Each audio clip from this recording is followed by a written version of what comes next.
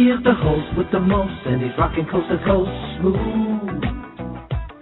She is the lady with her hands. Where in the hell did you get your news from? Drama. Together you got smooth drama. Smooth drama. Welcome back to Smooth Drama with your man F the N-word. I'm joined by my special co-host, the lovely Miss Chocolate. And we're about to get our guest on the line here, Miss Deana Zhollis. See what she's got happening. Get her on the show so we can talk the taste. Hello? About this and that. Hey, welcome to Smooth Drama. Hello, hello, hello. How you doing? I'm good. How are y'all? Are we good? All right. So my first question is okay. Go ahead. I ain't even said nothing yet. You already killed me.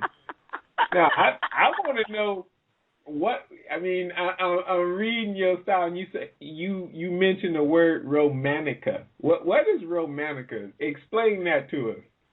Well, romantica. It's romantica is a combination of two words, romance and erotica. So it's not too much erotica. It's more towards the end of romance. But it's kind of both. It's both of them. I want to know. I mean, because you say it's romance and erotica, but it's not too much erotica. Not too much erotica, but it's more of romance. It's erotica is more stories or every scene or every pursuit is like multiple partners. Or this or a character that goes around, and that's their main goal is to have sex and orgasm with every person that they see. That's more of erotica's end. But romance is mainly doesn't have too much sex scenes. It's just about romance. So it's every other scene. Yeah. Every other scene. It ain't every other scene to balance it out. Yeah, it's kind of so romantica is a combination of the two. So the sex scenes move the story along. It's not the whole center of the story, but it's in there. So think of like True Blood, Game of Thrones. I'm reading the bio on your book, The Maid. And, the whole sexual nutriment for his weekly hunger. That sounds a little erotic. You want to talk about the maid here and explain how much romance is in sexual nutriment and how much erotica is in that one? Well, yeah, I have aliens who has a need to have that intimate connection. So it's like food and water. If they don't have it, they die. But it's actually the pheromones that they go through, and it's these how they have to deal with having to live in that kind of environment or that kind of way, and what they really don't like about it, but they have to do anyway to survive. So it's like a dark. It's a dark romance. It's not real, down and dirty. It's not too like Zane. If you heard of Zane, it's not too much of that. Yeah, so I know what Zane is. So you're saying, they don't like it. They don't like that. They don't like to feel that less of power. It's not that much power of having to be an enslaved to something that makes you feel kind of bad to do the other species. Yeah. Feel bad. So they feel bad about having sex. Yeah. They decided the aliens that I write about, they kind of feel bad about why they have to do it and how they have to do it. So they figured out a way to get around it in a way so they don't have to impose on other species, like force them to do what they need to survive. So, it's a little bit of play, like, the lion being in the jungle and having to eat people. I'm thinking what does that have to do with sex? Hold on, there's a big difference between a lion and people. I guess it depends on the kind of sex you're having. That's what it sounds like.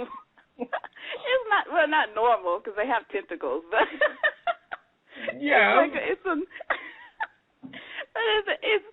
just it was just a thing that I was like, what kind of story, and what kind of person, if they had to have sex, how would that affect them? And what would they do to actually have to keep being alive? And how would that make them feel? So that's what that whole story is about. I'm still waiting on the bad part. You're saying, yeah, they have to have sex and orgasm to live. Yes. And I'm waiting on the bad part. It sounds so strange. Yeah, it's like, how do you have to live? You don't have to eat food. You just have to have sex and orgasm. No, they have to eat. They need food and water too, but that's the extra third thing that they have to do. Oh, okay. All right, so what state of mind were you in when you were writing this book? Like, how did that come about? Yeah. Man, that's like layers and layers of movies and scenes that I've seen. The main one that I have on my bio is Gargoyle. Hold on. I don't remember the sexual parts in Gargoyle. Oh. See, that's the thing. I don't know. I picked them out. Oh, you picked them. Yeah, I picked them out because there's a scene where the gargoyle has this, it's played by Bernie Cassie. He was in Revenge of the Nerds. He was the leader of the Black fraternity. And so he is a gargoyle, and he has this interest in this human, Caucasian woman, and he has her sitting in the cave reading a book. Now, what she's reading is very erotic. That's the thing. Okay. And so while she's reading this, he's getting kind of like, oh, okay, let me get a little closer. So, yeah, I picked that up. I'm thinking that you may have been one of the few people who picked it up. Oh yeah, I picked that up in Legend. I picked up stuff in there where with that Prince of Darkness in Legend was trying to woo her, charm her, or make her one of us, kind of thing. So yeah, I picked up all those little things of like, okay, the dark side, trying to charm and get to this love. In a desirous and, romantic, slightly erotic kind of way. Slightly erotic. Gargoyle. They touched on it, but it's not really emphasized. I gotta go a little bit more emphasis. Yeah, I see that you've taken emphasis and put it on another. I mean, because I'm like, was we watching the same movie? But oh, you gotta rewatch it. I see that. I missed the whole sexual connotation of the whole movie. I'm thinking. Oh yeah, I picked that. I can pick out those little bitty things. It's like, oh, that's what he was trying to do. So as far as books go, which of your books you would say is more toward the romance as opposed to the erotica, and vice versa? Which one is more erotic? Well, obviously, I'm gonna guess that the maid is the erotica, and the romance part would be the romance in that book is finding being the good part of how they are is that they also get a calling where they can search, and they have to answer this calling and search out their true love. Ain't that a R. Kelly song? Your body. So they get to have their true love, which is, a rare thing that a lot of people search and try to find, but, not quite make it. They actually get to know who their true love is. I bet they live do. happily ever after. And after and after.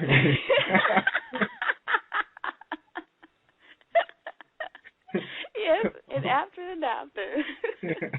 All right, so what's your main focus as an author? My main focus? Yeah, when you write a book, what's your focus?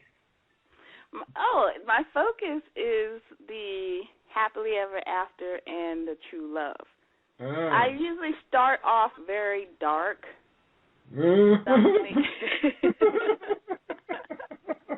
And my characters are weak. Maybe some women probably wouldn't like them in the beginning because, I want a strong woman. No, they start off very weak. They're submissive. Not much is going on with them. They're like, oh, everything's happening to me, and they really don't do much, until somewhere in the middle and towards the end, they're empowered, and they're the supreme woman and the woman, hear me roar type of woman at the end. Shaka Khan playing in the background.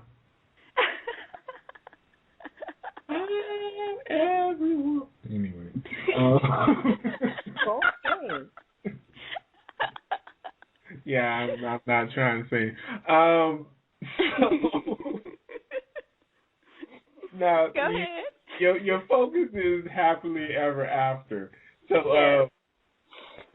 And I like to put the romantica in it. Yeah, yes, I know you do. I know you do. Yeah, so I'm like the Daniel Steele of the aliens. I'm thinking that you the Zane of sci-fi. No. It's not. No, it's not that strong. She actually goes down to nitty gritty. No, mine is more of something that is gone. It's described as something emotional and some kind of description, not like this say my name kind of thing. It's usually has some kind of emotional impact to the characters. All right. I hear you. It moves the story along. Hey. But I gotta have it. Gotta have it in there. Don't get me wrong. Because that's what I write. I'm like, hey, if I'm reading something and then get the hairs on my chest moving, I'm good. It's all good. So talk about your other books, the Ninth Syndrome, I can't even speak. You got me caught up now. The Ninth Symbol, Iris. The Ninth Symbol? Yeah. Ruby. Oh, okay. Hard. Let's talk about them.